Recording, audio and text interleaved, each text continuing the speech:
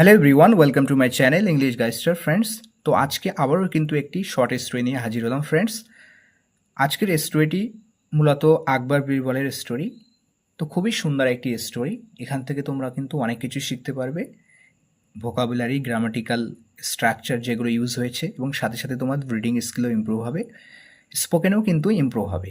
তো চলো শুরু করা যাক দেরি না করে। টাইটেলটা দেখো প্রথমে, লোড অফ দ্য 3 ডঙ্কিস। লোড মানে হচ্ছে বোঝা, ঠিক আছে, কোনো কিছুর ওয়েট, ভারী, বোঝাকে বলা হচ্ছে লোড। অফ 3 ডঙ্কিস, ডঙ্কি মানে হচ্ছে গাধা, ওকে। তো 3 ডঙ্কিস, 3টে গাধা। তো এখানে 3 আছে বলে কিন্তু এখানেও এস যুক্ত হয়েছে, মানে প্লুরাল করা হয়েছে।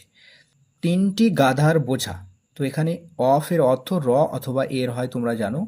লোড অফ 3 ডঙ্কিস, এদিক থেকে মানে করতে হবে 3টি গাধার বোঝা। তো আজকের গল্পটির টাইটেল হলো 3টি গাধার বোঝা। তো চলো দেখি, স্টোরিটি পড়লে আমরা বুঝতে পারবো।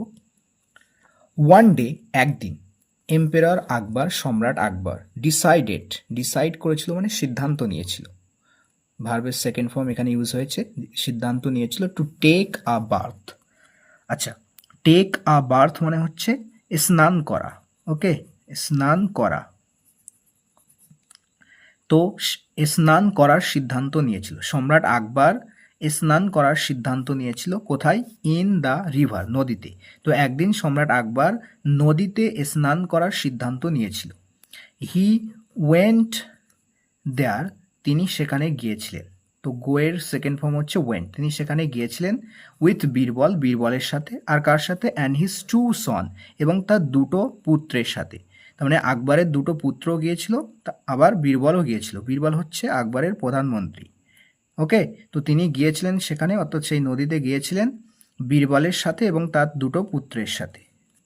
Before entering into the river water, enter into মানে হচ্ছে কোনো কিছুর ভিতরে প্রবেশ করা, কোনো কিছুর ভিতরে যাওয়া, ওকে। তো নদীর জলে নামার পূর্বে বলতে পারি, এখানে অর্থ হবে, ওকে, নদীর জলে নামার পূর্বে। বিফোর মানে পূর্বে, তো before entering into the river water, নদীর জলে প্রবেশ করার পূর্বে মানে নদীর জলে নামার পূর্বে। আকবর অ্যান্ড হিজ সন্স, আকবর এবং তার পুত্ররা, গেভ, গিভের সেকেন্ড ফর্ম হচ্ছে গেভ, দিয়েছিলেন দেয়ার ক্লোথস, তাদের জামা কাপড়গুলো দিয়েছিলেন। কার কাছে? টু বীরবল, বীরবলের কাছে দিয়েছিলেন। মানে নামার আগে তারা কি করলো? জলে নামার আগে তারা, মানে আকবর এবং তার পুত্রেরা তাদের জামা কাপড়কে, ক্লোথসকে বীরবলের কাছে দিয়েছিল। হু ডিসাইডেড, তো বীরবল সম্পর্কে এখানে বলা হচ্ছে, দেখো, হু মানে বীরবল, যে ডিসাইড করেছিল, সিদ্ধান্ত নিয়েছিল, টু ওয়েট ফর দেম, তাদের জন্য অপেক্ষা করতে, তাদের জন্য অপেক্ষা করার সিদ্ধান্ত নিয়েছিল। অন দ্য রিভার সাইড, নদীর এক সাইডে, নদীর এক পাশে, ওকে। বীরবল সিদ্ধান্ত নিয়েছিল ওয়েট করার, অপেক্ষা করার। মানে বীরবল কিন্তু নামেনি, বীরবল অপেক্ষা করছিল নদীর পাশে, যে আমি নামবো না নদীর জলে, ওকে। তো তার কাছেই কিন্তু আকবর এবং তার পুত্রেরা ক্লথসগুলো দিয়ে দিয়েছিল।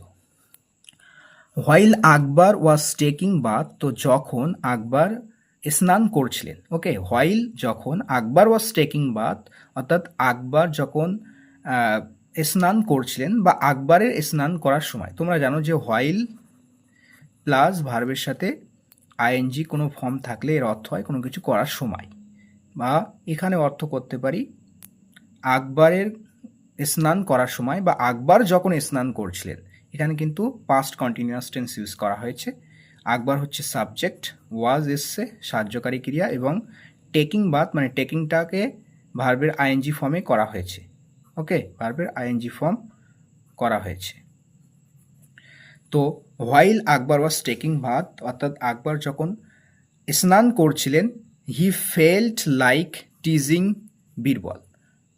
আচ্ছা, ফিল লাইক মানে কোনো কিছু করতে ইচ্ছা করা, ফিল লাইক, তারপরে কিন্তু ভার্বের আইএনজি যুক্ত হবে, আইএনজি ফর্ম কিন্তু ইউজ হবে ভার্বের, ওকে, ভার্বের কিন্তু আইএনজি ফর্ম ইউজ হবে।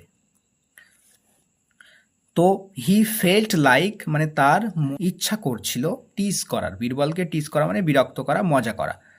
তো বীরবলকে নিয়ে মজা করার তার ইচ্ছা হয়েছিল, ওকে। তো যখন আকবর স্নান করছিলেন, তার অর্থাৎ আকবরের কিন্তু বীরবলকে নিয়ে মজা করার ইচ্ছা হলো। Feel like he felt like teasing Birbal, তার বীরবলকে নিয়ে মজা করার ইচ্ছা হলো। He gave a smile to Birbal, তিনি দিয়েছিলেন, স্মাইল দিয়েছিলেন মানে হাসি দিয়েছিলেন, একটা হাসি দিয়েছিলেন বীরবলের প্রতি, মানে বীরবলের দিকে একটু হাসি দিয়েছিলেন। অ্যান্ড সেড, এবং বললেন, Birbal you seem like a donkey, Birbal তোমাকে গাধার মতো লাগছে। সিম মানে দেখে মনে হওয়া, কোনো কিছু লাগা। ইউ সিম লাইক মানে তোমার দেখে একেবারে মনে হচ্ছে গাধার মতো। You seem like a donkey, তোমার একটা গাধার মতো লাগছে। Carrying a pile of clothes, যে ক্যারি করছে, আ পাইল অফ ক্লোথস মানে একগুচ্ছ কাপড়, পাইল, ওকে, মানে অনেকগুলো কাপড়ের গোছা বা একগুচ্ছ কাপড় বহন করছে এমন একজন ডঙ্কির মতো তোমার লাগছে। ওকে, তো এখানে কিন্তু প্রেজেন্ট পার্টিসিপেল ইউজ করা হয়েছে, মানে তোমাকে লাগছে একটা গাধার মতো, যে গাধাটা ক্যারি করছে। তো এখানে কিন্তু প্রেজেন্ট পার্টিসিপেল ইউজ করা হয়েছে, ভার্বের আইএনজি ফর্ম, মানে এটা অ্যাডজেক্টিভ হিসেবে কাজ করছে। এই ডঙ্কি সম্পর্কে বলছে যে ডঙ্কিটা ক্যারি করছে আ পাইল অফ ক্লথস, অর্থাৎ একগুচ্ছ কাপড়, মানে একগুচ্ছ কাপড় বহনরত একটা গাধার মতো তোমাকে লাগছে। বীরবল অ্যাট ওয়ান্স রিটর্টেড, রিটর্ট মানে হচ্ছে উত্তর দেওয়া, জবাব দেওয়া, প্রত্যুত্তর দেওয়া। তো বীরবল তক্ষুনি, অ্যাট ওয়ান্স মানে তক্ষুনি, দেরি না করে তক্ষুনি কিন্তু উত্তর দিয়েছিল, জবাব দিয়েছিল, প্রত্যুত্তর দিয়েছিল। ইয়েস, হ্যাঁ, ইয়োর ম্যাজেস্টি মহারাজ, হ্যাঁ মহারাজ, but there is a difference, হ্যাঁ মহারাজ কিন্তু একটা পার্থক্য রয়েছে। There is a difference, difference মানে হচ্ছে পার্থক্য, তো একটা পার্থক্য রয়েছে। ইন দিস কেস, এই ক্ষেত্রে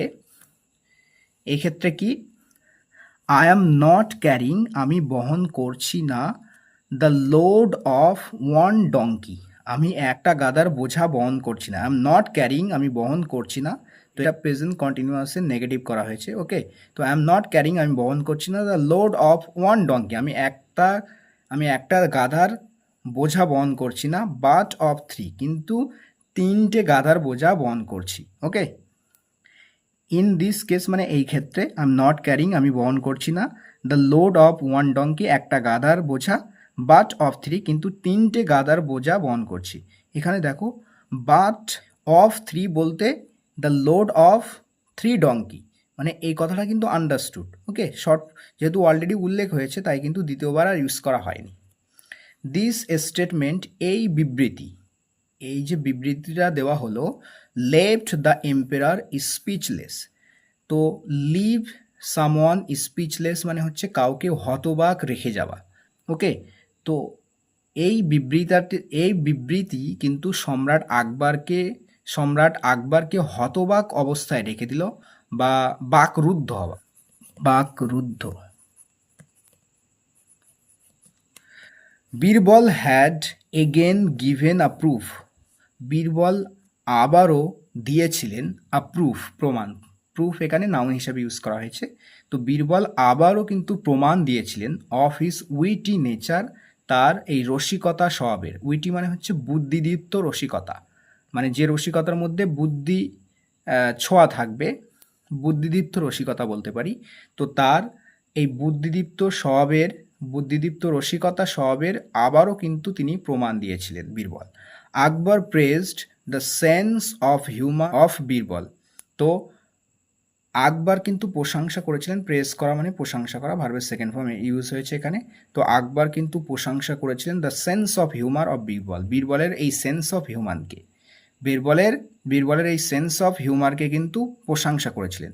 সেন্স অফ হিউমার তোমরা জানো, তো বুদ্ধিদীপ্ত কথার মাধ্যমে কাউকে হাসানোর যে একটা গুণ, এটাকে বলা হচ্ছে সেন্স অফ হিউমার। ওকে, তো বীরবলের কিন্তু সেন্স অফ হিউমার অত্যন্ত বেশি ছিল, উইটি ছিল সে, এবং খুবই ইন্টেলিজেন্ট ছিল।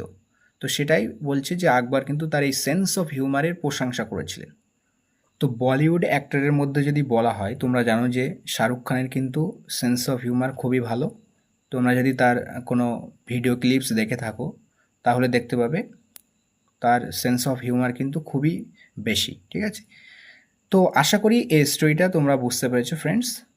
তো পরবর্তীতে আবার অন্য কোনো স্টোরি নিয়ে আবারও তোমাদের সাথে দেখা হচ্ছে। ততক্ষণের জন্য ভালো থাকবে, সুস্থ থাকবে, আর প্র্যাকটিস করতে থাকো। Thanks for watching this video.